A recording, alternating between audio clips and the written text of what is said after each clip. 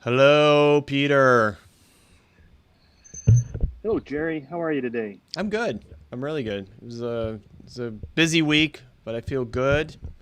And it's always fun to get together with you and talk about Irish history and It argue about is. it. I look forward to this time every week. I actually do. I do too. I'm I'm quite enjoying these. And I go So I go home afterward. I think, wow, I've done something today. Accomplished something. I was on YouTube. No, I'm serious. I feel nobody, good.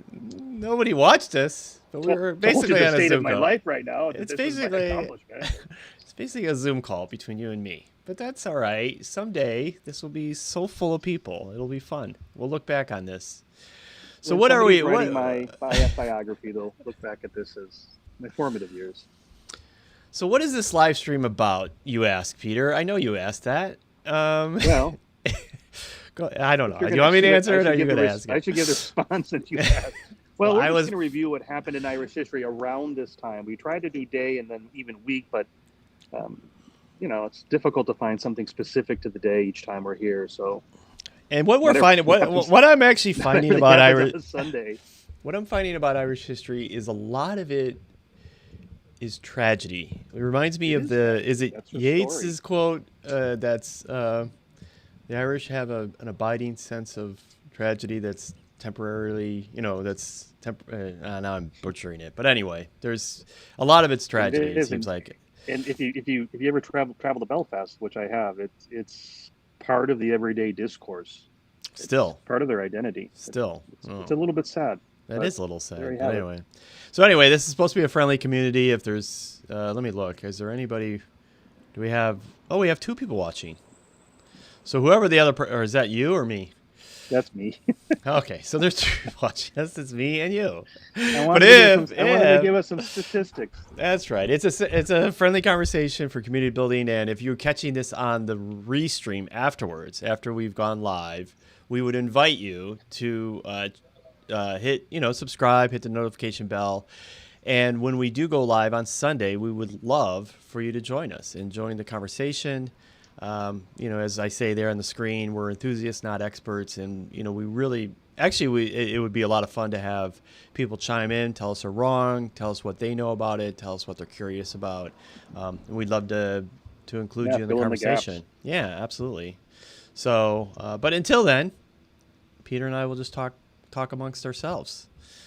So the show rundown then from the week for the week. We went through this pre-show, went through our decision. We've got the Anglo-Irish Treaty, and we can talk a little bit about why we will be talking about that this week. We're going to talk a little bit about Mary Robinson. We'll talk about the word of the week every week.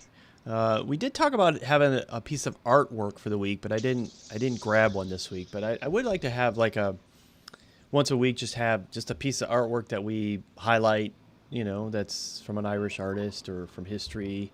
And I'll start to include those as we go forward. And then we'll Have you wrap seen up and the say goodbye. Have you seen the National Gallery? Their It's Twitter on Account Twitter. or which one? Yeah. Yeah, they're on Twitter, and they every Tuesday they actually do a short lecture on is it Twitter? No, they do it on Instagram. They might do it on Twitter too. But on Tuesdays they give a lecture on part of their collection and why it's important. And Is it I think most of it's it's like a live stream? yeah, I think most of it's Irish. Sorry, I have to clean out the. Yeah. Apparently you're changing your camera angle there for us. Well, I was eating a bagel and I got sesame seeds inside the computer. I don't want It's them to live get down there television, Peter. It's live television. and germinate and grow a sesame plant on my computer. So we'll jump into the All right, the Anglo-Irish Anglo-Irish Treaty, I Treaty, think. yeah. So what got this started, what kicked this off, is as we were kind of going through the rundown for the show, we rely heavily. I've got a Twitter list that has a bunch of different Irish accounts. One of them being obviously this one, Ireland between her wars, and they've had quite a few tweets this week, even like streams of just different. During this period 100 years ago. So this one obviously is the October 10th. This is from Getty Images, actually, and I have a bigger picture of it here, of Collins in London, getting ready to go to the meetings related to this that would result in the treaty being signed in December of 1921. And then Yeah. as we talked about this in the pre-show, what was kind of fascinating to me was Peter and I got in a little bit of an argument about whether It almost ended yeah, the whole the YouTube show. whole yeah, there you go, of whether, how do you commemorate something, commemoration versus celebration, and it got into a much broader topic, and it was something we touched on, I guess, was it a week ago or 2 weeks ago, about the president of Ireland. So I don't know if you want to set that up, Peter, in terms of the controversy that's kind of running around this whole you know recognition of this event that happened 100 years ago. Right. So the United Kingdom is, I guess, you're commemorating, but I think they've even referred to it as a celebration of 100 years of partition of Northern Ireland, or the date of partition, which would be 6 December. And so the Queen's coming But to we should know Armagh. that was part of the treaty, right? I mean, that's the Right. reason that's how the Irish the Civil War treaty got started, through, right? Yeah. Right. So they didn't take all of Ulster because that would have diluted the Protestant um, voting bloc. So they only took the 6 counties, and but it ended the War of Independence against the United Kingdom, which led to the Civil War against those who were in favor of that treaty and those who did not want to partition the island, and they wanted the whole of the island to be governed by Ireland. So anyway, that's a topic for another day. So the United Kingdom is holding a a series of events, and one of them is some sort of a church service. And I suppose it's the Church of England. I don't really know, but the Queen's coming, and they've invited other dignitaries. And one of the dignitaries they invited is Michael Higgins, the president of Ireland, who thought long and hard about it. It wasn't a snap decision, but he decided not to attend because he didn't think it was being presented in a dignified way. It was too politicized, and it lent too much to a celebratory note about the partition, and not a lot of Irish think celebrating the partition is a good idea. So you mentioned earlier that who in the United Kingdom didn't negotiate this better, or I think they're tone deaf, but it seems that a problem like this, the naming of it or the characterization of it, should have been well negotiated weeks and months ago, so that the president wouldn't be in an awkward position to say, yeah, I'll go there and celebrate the partition of our island, or no, I'm not coming to hang out with your queen and be nice. And he's a really nice guy. I mean, everybody loves the guy, but I think he made the right decision, in my opinion. But Yeah, I mean, I think that what shocks me is, in modern day diplomacy on any of these things, there are a lot of controversies around the world around all sorts of events. For example, President Obama went to Nagasaki, I think, and all of and to acknowledge like the United States dropping the atomic bomb, which is horrifically it's a very controversial event. And so those types of things, the wording, the way you handle it, the way that it's, all of that is I can't imagine it's heavily negotiated. And I would think that an event like this, you knew ahead of time all of these things, that it's going to go on for several months, or even over this period of time now, because the Civil War started. And so you're going to have all sorts of, for Ireland itself, you're going to have all these 100-year celebrations, right, as we go through 1923 or 2023. some will celebrate and some won't. Well, it won't be a celebration, but there'll be events that'll be marked. And so I would think that all of these things should be thought through and thought of. And so this one particularly, though, it just seems you have the two heads of states. You have the Queen of England and the President of Ireland, and you would have thought that people would be like, the Irish would have objected immediately when the invitation came and said, and maybe they did, but it's like you said, maybe the British were just like, never thought about it, just sent them the invitation and didn't think, well, we'll just announce it publicly. Yeah, I read somewhere. I read on the UK's own BBC that I think the invitation came long time ago, weeks or months ago, And Michael Higgins said, if that's the language you're going to use, it's going to be problematic for me to attend. And I don't think anything was ever done about it. So he finally just said he said the week before St. Patrick's Day, he just decided it would just be completely inappropriate to attend an event that's characterized as some sort of celebration of dividing our island. Yeah. So it's a surprise to me that, I don't know, it just kind of harkens back to the entire, and that's the problem when you have these types of events, because it harkens back. The idea is to try to, it is to try to settle these things down and say, okay, we've moved on, or let's try to be, let's try to just acknowledge it and be better about it. And instead, what it's doing is it's bringing up old feelings that you made a good point too, that they when we first started talking about it and you were getting furious with me and almost through stuff, and can't. Thankfully, you're not in the same place. But you were pointing out that, well, why don't we just call it a celebration? And then that's the question. I think, why don't we just call it a celebration of peace, or a marking of the peace, commemorative of the ending of the strife between the two countries, something along those lines. And I think that's a valid point. Yeah. Yeah, so a commemoration. And that was something else. Do you commemorate it or do you celebrate it? So I just think the United Kingdom was tone deaf in calling it a celebration. Like, hey, come hang out with us so we can celebrate dividing your country like a piece of pie. So I don't know. Well, I think what I got heated about, and we'll talk about that, is this.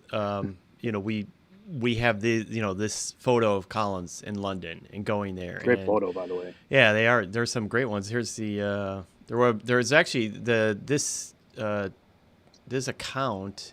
The Ireland between the wars, they had several really, really cool pictures of the delegation, which I'm not even going to try to pronounce what the word is, of them leaving Ireland and going, traveling over to London. This was obviously this is a huge deal. And I love that Twitter account, by the way. Whoever's running that does a very good job. This Ireland between the wars, yeah.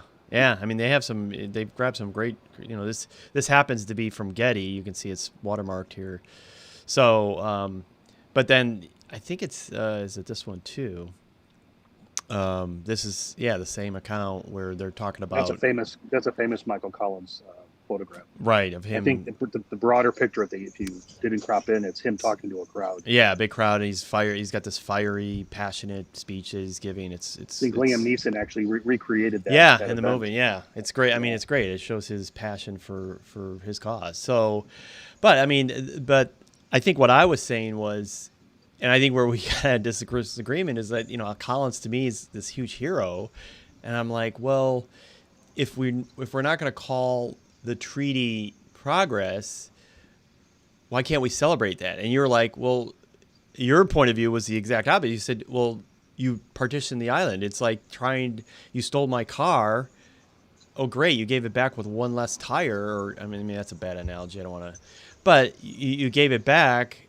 Why am I celebrating that? This was. Why am I celebrating with the thief who took it? Exactly.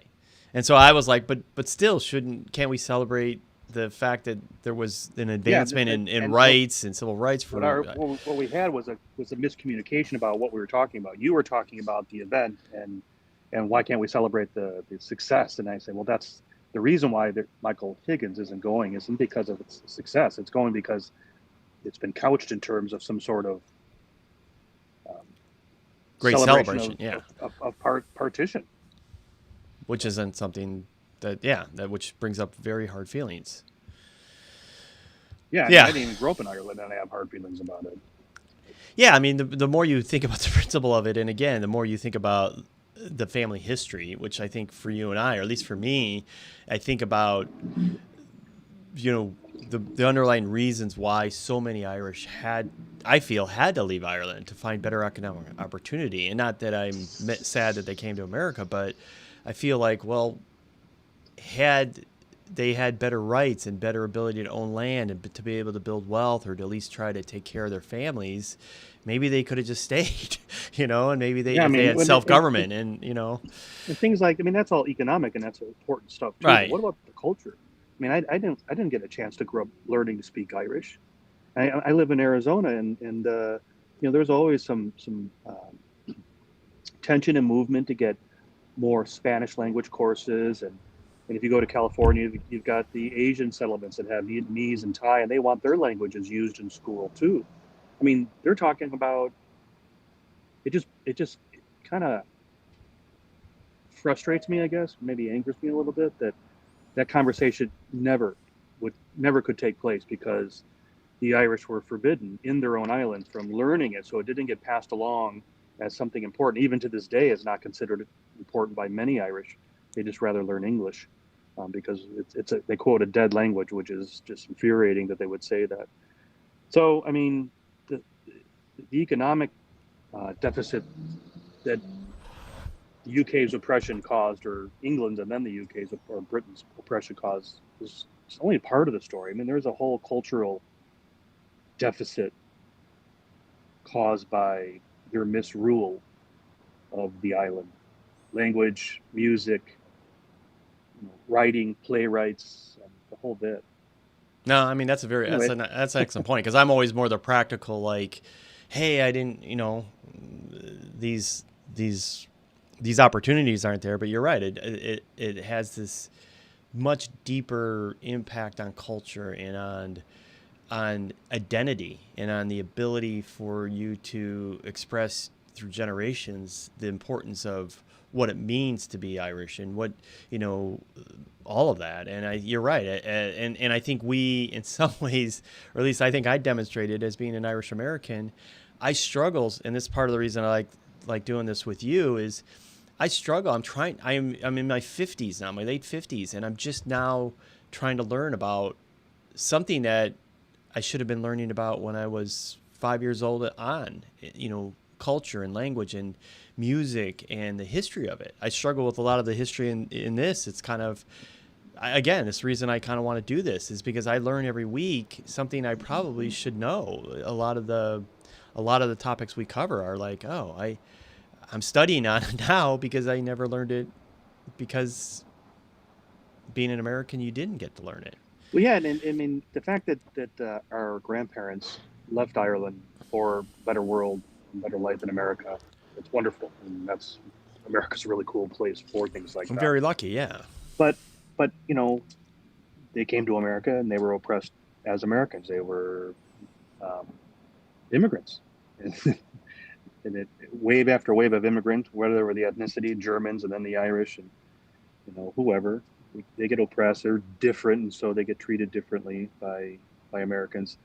And this is something I was told. I don't know if it's true about our own family, but Mom used anglicized names instead of using more Irish names because she didn't want us to be discriminated against either in employment or in school. So Peter instead of Patter. Our brother Patrick is Patrick instead of Padrig, and so on and so forth. So I mean that's the continuing the culture was being snuffed out in Ireland, but it also had its effect here in the United States in our family and to me. And although I wasn't living on a farm and I couldn't find anything to eat, I mean, I still feel deprived of a certain aspect of my heritage. Yeah.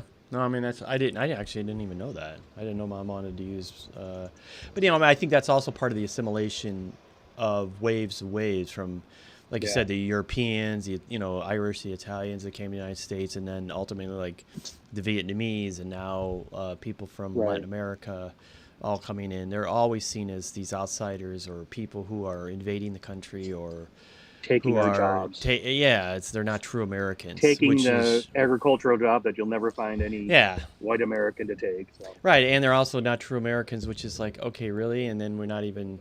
Anyway, let's not even get into started with I've the got a native Navajo people. friend who Yeah, says yeah, none of you are native. I yeah. don't So care where you were born. let's not even get started. We're going down the wrong path there. Oh, and John. She named our brother John instead of Sean. Oh wow, I thought he went by Sean for a while. Anyway, maybe. Well, he tells people he's Sean, so he disidentifies with the family, so nobody's not embarrassed So anyway, of our YouTube show. so just to finish this up, so I guess this is 100 years. You're going to see a lot of this going on. So Collins was there in looks like early October. He arrived. I think that. Whoops, sorry, wrong slide. Oops, so it's still wrong slide. There's the slide I wanted. He arrives there in early October.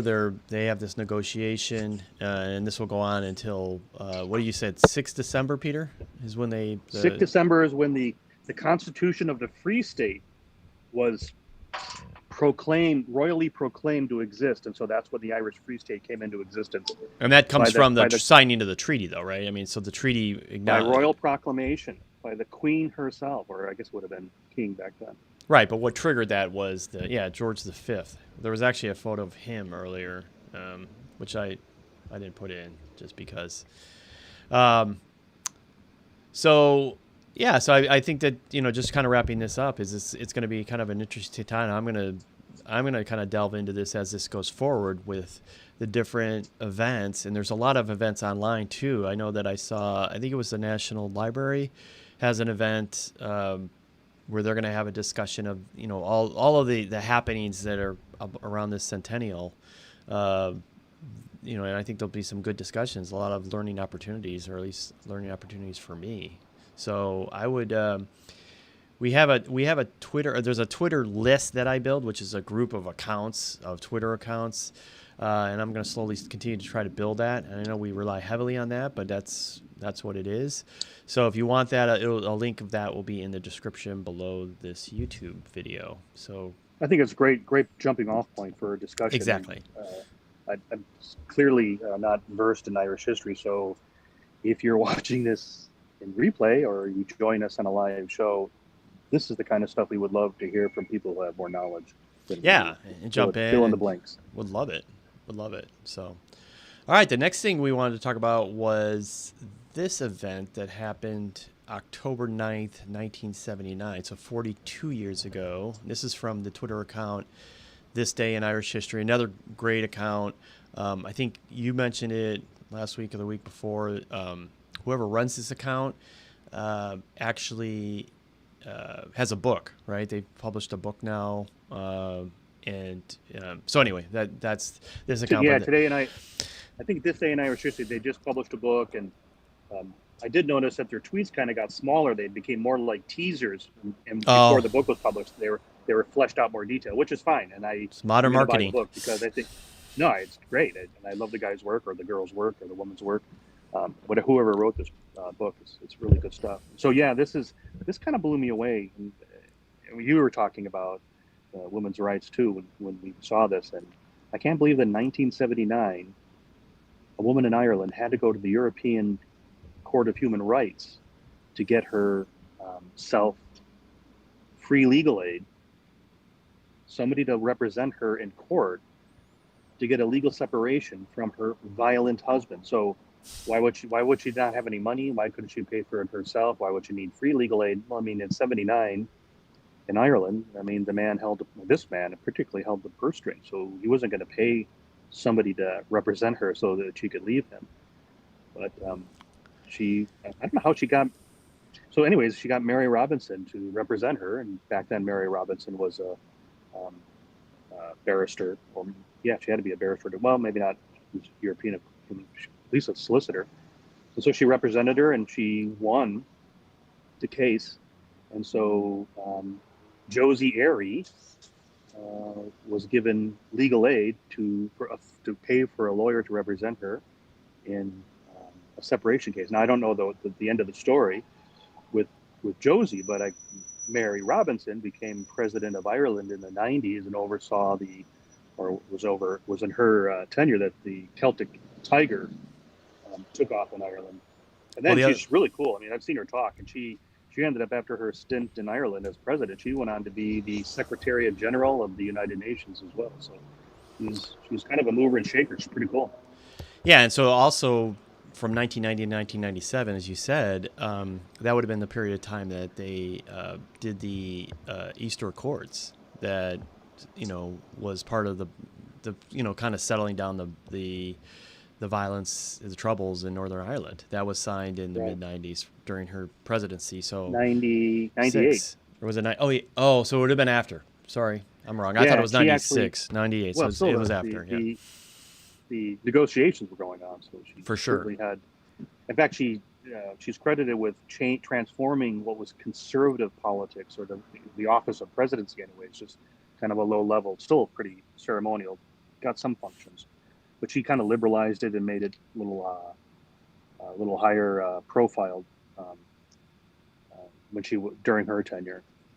Yeah, and I think what also blows me away about this, and again, is that 1979. I'm again, I'm in my late 50s, but within my lifetime, and I was, a teenager by this time, that women's rights.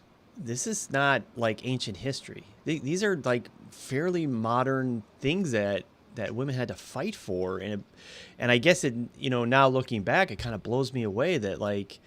Because I think I was telling you earlier, I think it wasn't into the mid 60s related to like credit cards in the United States. Women couldn't get a credit card in their own name. I mean, this is like in our lifetime that this was still an issue. And so it seems like this has all been like, oh, of course people have equal rights and of course women have.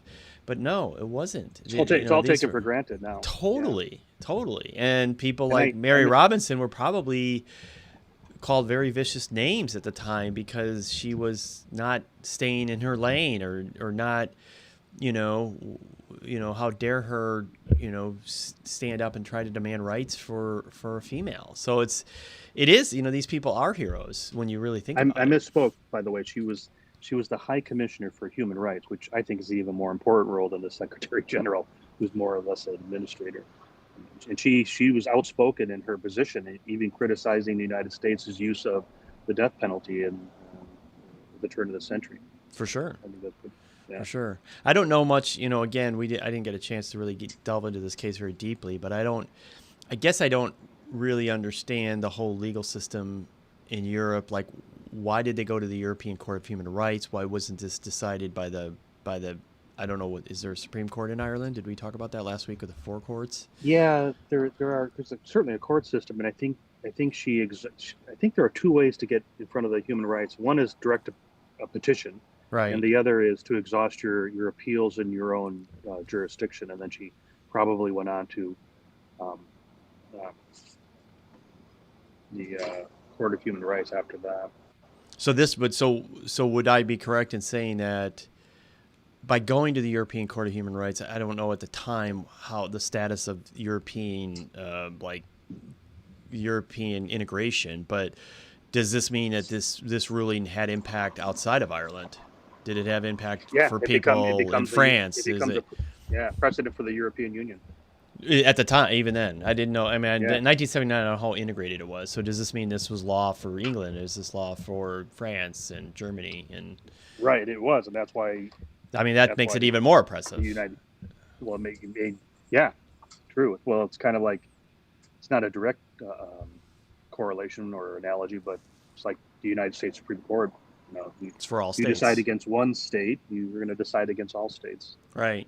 So it's just, just from the, it's just not the women of Ireland she was fighting for. She was fighting for an entire group of women across the continent. And that's, I don't know, it just kind of raises the magnitude of and like I said, I haven't delved into it, but if I did, and this is just me being cynical, I'd imagine there were some pretty tough people on the other side, not so much of this case per se, but of who she was as a person and what she was trying to do to advance people's rights, as they are today, as people today get kind of disparaged. She's not just a barrister; she's catty. She's all the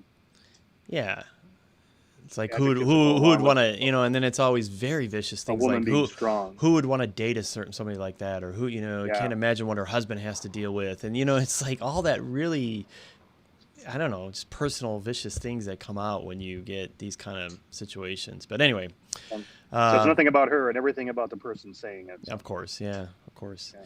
Hey, well, that was a good catch. What's that? Take a short break. I'm running out of battery power, so I want to go plug my battery back in. I'm sorry. No worries. Very professional. I'm gonna go. Be right back. All right.